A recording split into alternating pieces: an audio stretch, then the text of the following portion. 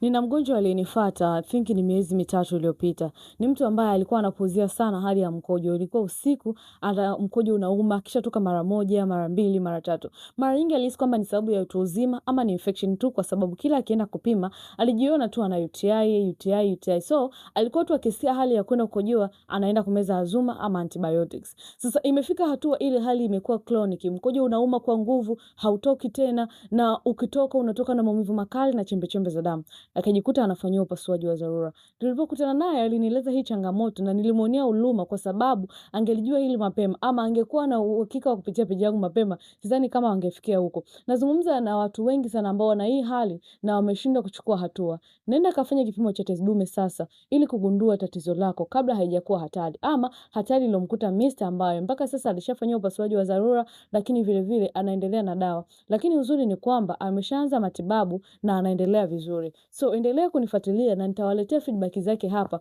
kuona namna gani program ya Madam Laila imeweza kuwa rahisi na nzuri kwa mtu yeyote kuweza kulikava akiwa na tezi dume.